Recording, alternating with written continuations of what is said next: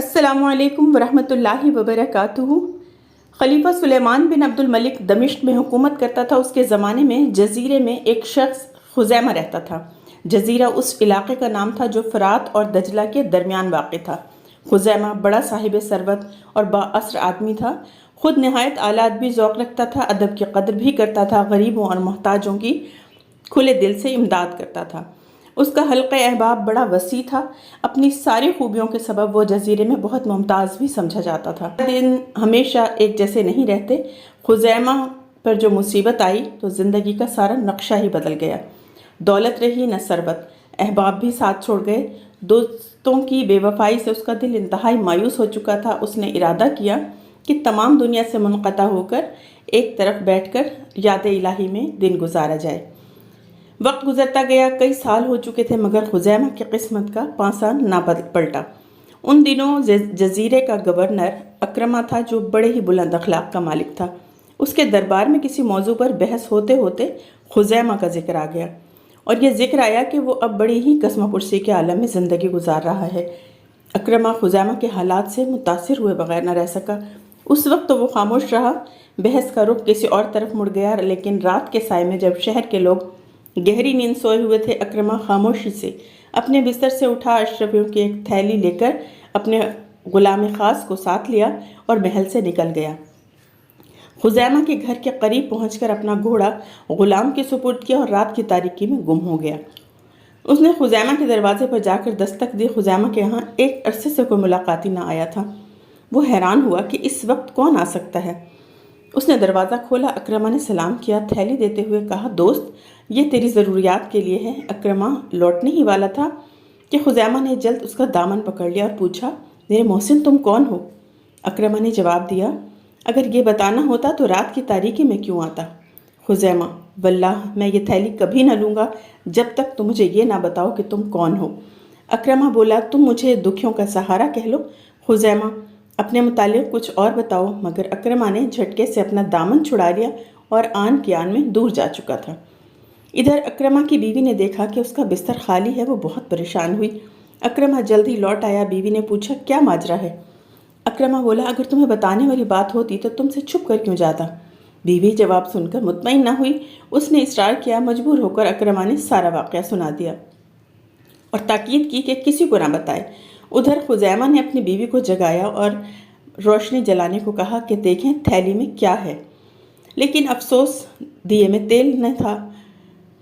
तेल न होने की वजह से नाचार उसे सुबह तक इंतज़ार करना पड़ा। सुबह हुई तो देखा थैली में 4000 तलाई मोहरें हैं। खुज़ैमा ने सबसे अव्वल अपना कर्ज अदा किया, फिर घर की ज़रूरियात पूरी की, नए कपड़े ख़रीदे और दमिश्क रवाना हो गया। वहाँ जाकर खलीफा की खिदमत में हाजिर हुआ। खलीफा ने उसे बहुत आवभगत से रसीव किया और दरियाफ्त किया कि इतने दिन कहाँ रहे। खुज़ैमा ने तमाम कहानी मिनोअन सुना दी और बताया कि अब कैसे इस निजात दहिंदा ने उसकी दुनिया ही बदल डाली।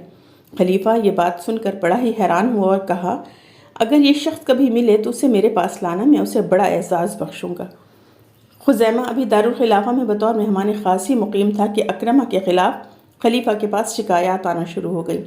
खलीफा ने उसे बरतरफ कर दिया और खुज़ैमा को जजीरे का गवर्नर बना दिया। जब वो जजीरे पर पहुंचा तो अक्रमा तमाम उमरा और हुक्काम शहर के हमरा उसके इस्तकबाल के लिए शहर से बाहर आया और उसे बड़ी इज्जत से खुशामदीद कहा।